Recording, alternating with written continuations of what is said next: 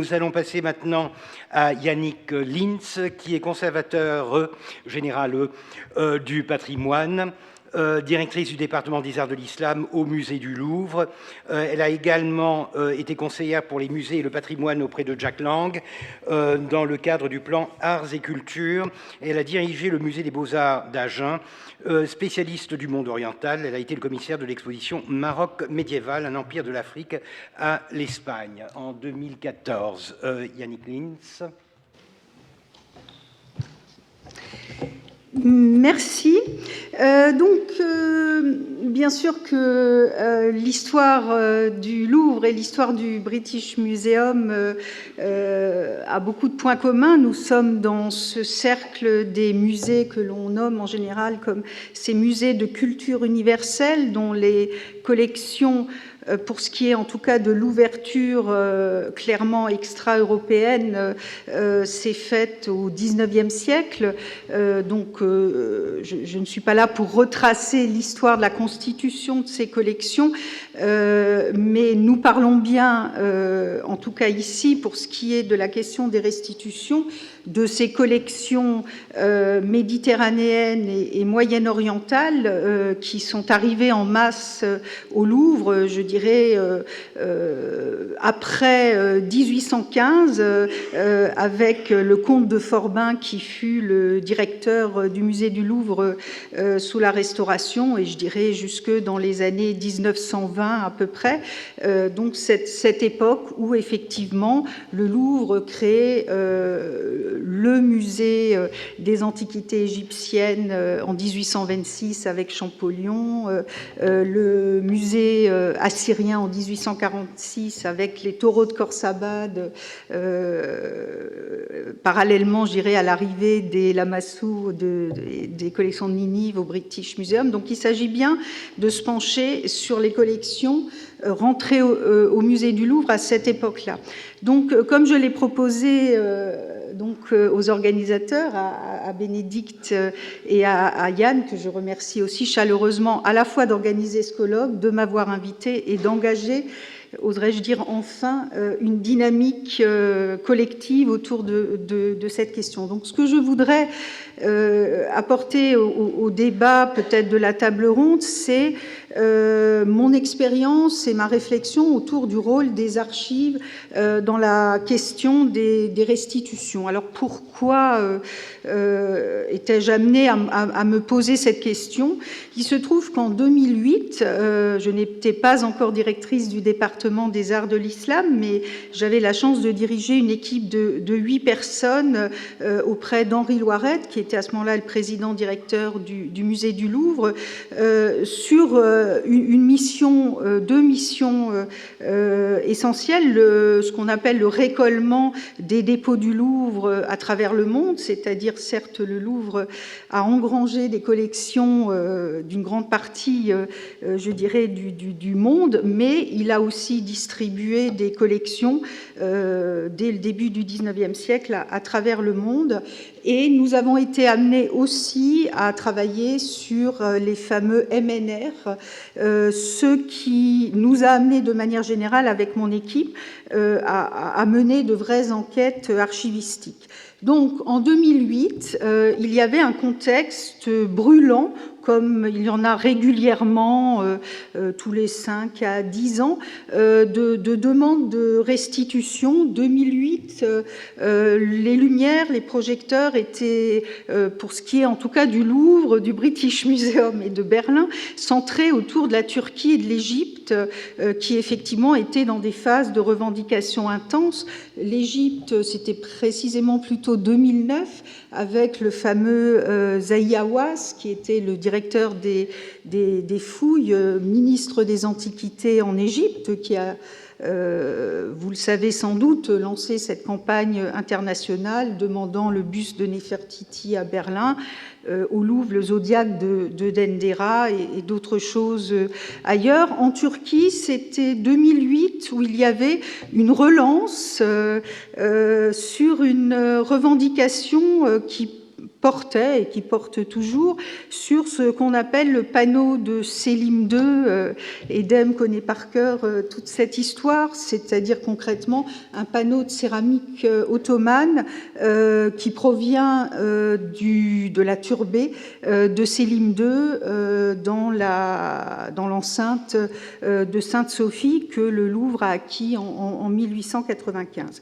Donc, sans vouloir raconter longuement cette histoire, mais je me suis retrouvée devant une commande du président directeur du Louvre qui m'a dit en 2008 « Yannick, il va y avoir dans les années qui viennent une montée en puissance de cette question des demandes de restitution.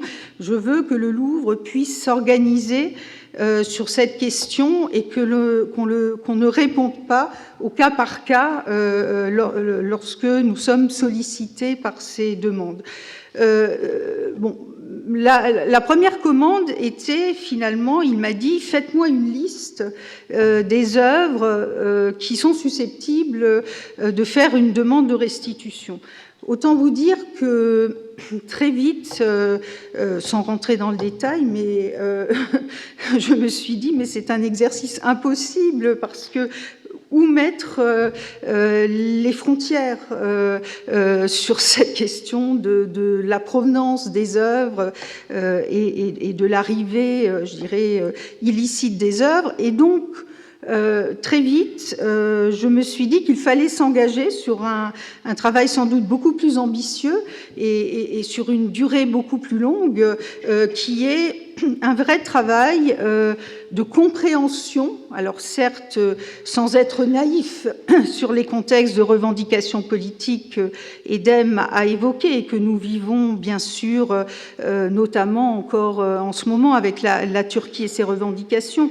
Il ne s'agit pas d'être naïf face à, je dirais, à la pression politique, mais la connaissance du réel et de la réalité historique ne fait, à mon avis, jamais de mal pour contribuer à rendre le débat peut-être plus intelligent et à créer un dialogue aussi sur cette question-là avec les différents pays.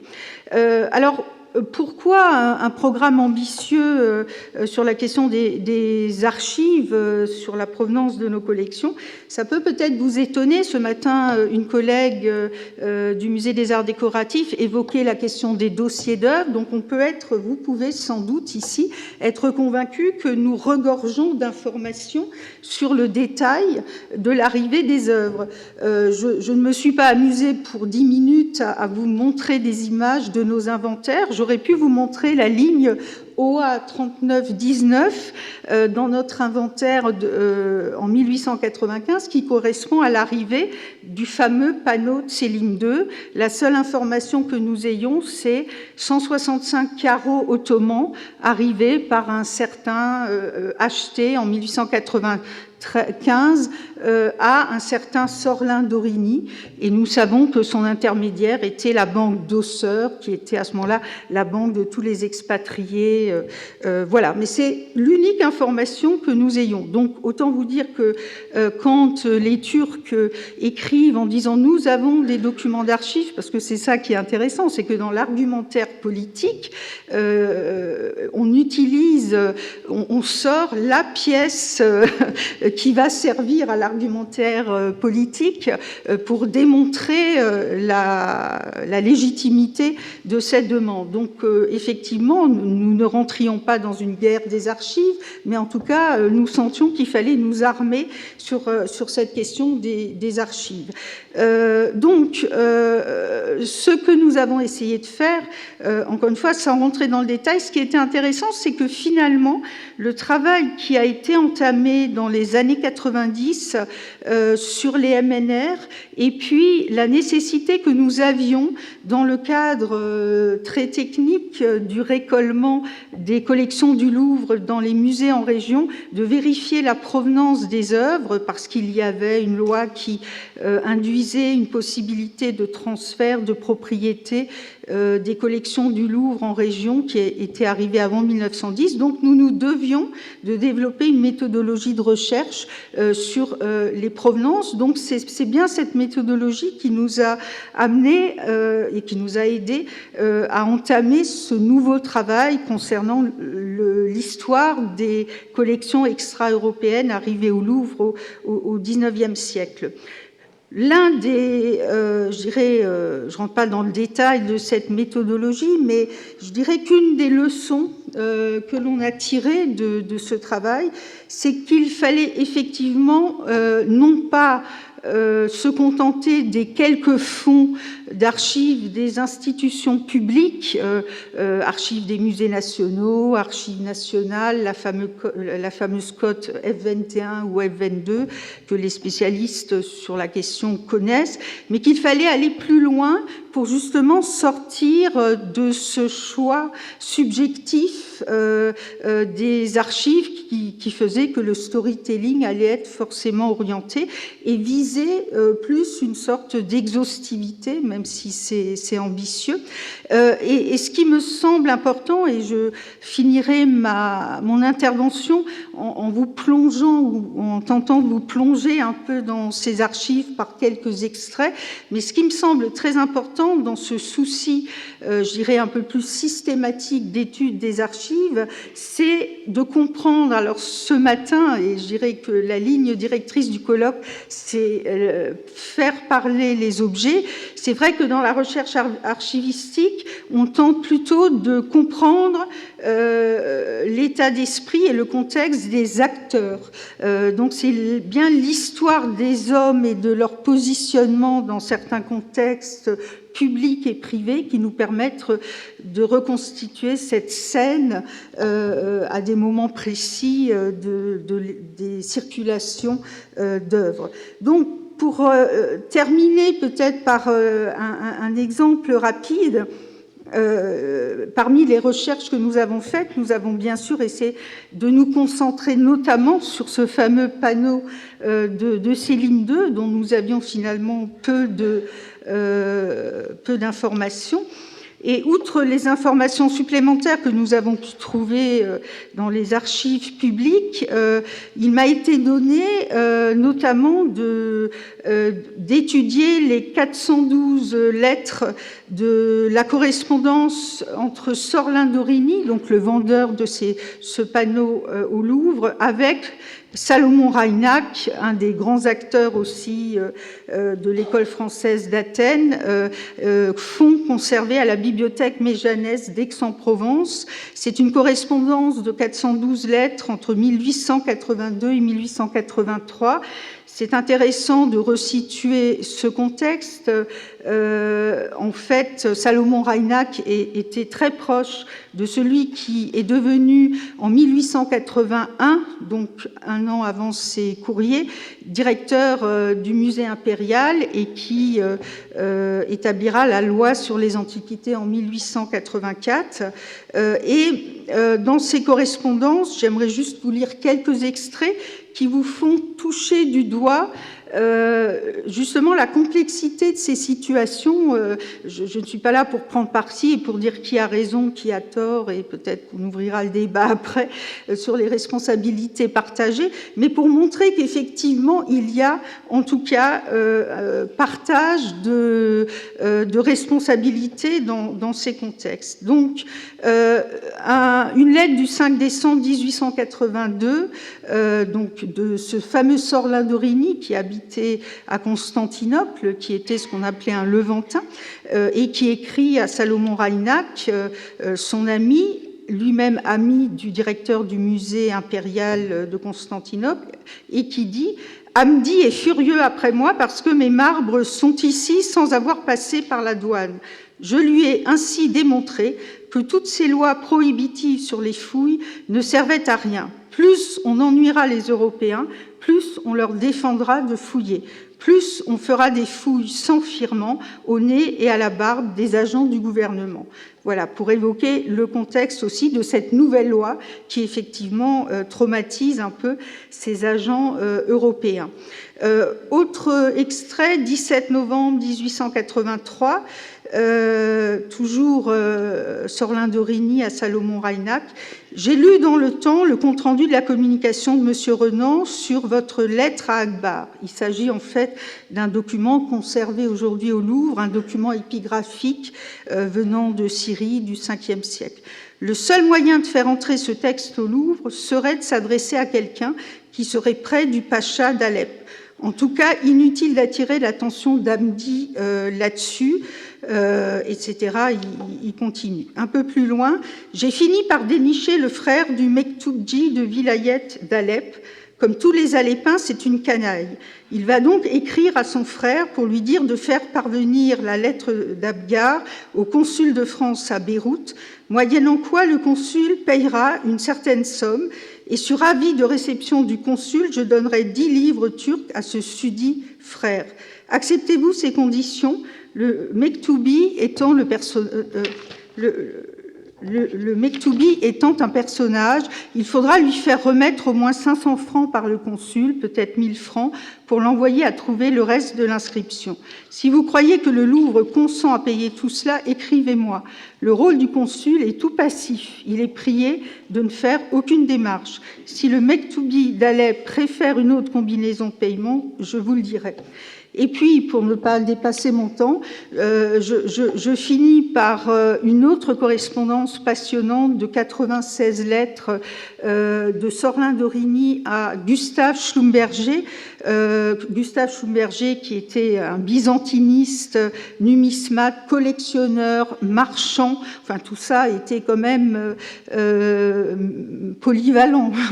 Il n'a jamais eu de poste de conservateur au Louvre, mais il a été académicien, donc cette correspondance est à l'Académie des inscriptions et belles-lettres, correspondance entre 1888 et 1893, et il dit, et je terminerai par cette citation, « Athènes achète, on y paye même fort cher, comme j'ai pu m'en convaincre par l'exode du peu de plomb que l'on trouve ici et qui presque tous vont en Grèce. Mortmann achète lui aussi tant pour lui que pour Berlin. Je ne vois et n'admets que 2 solutions, cabinet des médailles, Louvre ou encore un musée de province. S'il est impossible de traiter soit avec le cabinet des médailles, soit avec le Louvre, ou même un amateur parisien, j'y renonce et garde mes plombs, quoi qu'il advienne. » Ce qui est intéressant, c'est que la suite montre aussi un contexte, vous le savez, qui est la guerre entre les États européens dans cette époque coloniale, clairement entre les agents allemands, anglais et français. Et je termine peut-être par la fin de la lettre qui s'interrompt en fait, mais qui dit « En attendant, je désirais vous expédier un colis postal. Ce sont quelques bronzes purement byzantins pour le Louvre. Avant de les leur donner, vous pourriez peut-être en tirer le sujet d'une communication scientifique. Quant aux objets de vitrine dont vous me parlez, je regrette de ne pas en posséder. Ici, donc à Constantinople, les bagues, bijoux et objets d'or sont quasi introuvables et filent tous discrètement vers l'Europe. Idem pour les ivoires qui proviennent de monuments provinciaux. Mais j'ai par contre une assez jolie série de pois byzantins, etc., etc. Et je pourrais bien sûr vous en lire beaucoup d'autres. Et ce qui est intéressant dans les recherches purement concernant l'historique du panneau de Sélim II, c'est que l'argument aujourd'hui des Turcs est de dire nous possédons une facture faite par Sorlin d'Origny de la fabrication des copies aujourd'hui sur le monument qu'il aurait fait fabriquer en France dans une manufacture qui n'existe plus, la manufacture de Choisy. Donc nous n'avons jamais vu ce document, peut-être existe-t-il, mais nous avons trouvé d'autres documents dans lesquels nous comprenons en tous les cas, contrairement à ce que disent les Turcs, et il faudrait en parler et rechercher davantage, que Sorlin dit bien à un moment donné dans sa correspondance qu'il ne veut pas envoyer une partie de ce panneau qu'il voulait d'abord vendre au musée des arts décoratifs parce qu'il sait qu'il y a l'autre moitié chez un collectionneur à Constantinople, ce qui veut bien dire a priori qu'il l'a pas arraché du monument pour... voilà, je n'en tire aucune conclusion décisive, c'était juste pour vous montrer qu'il pourrait être intéressant à l'avenir de rentrer dans de vraies collaborations sur la connaissance réelle de ces contextes d'acquisition. Merci.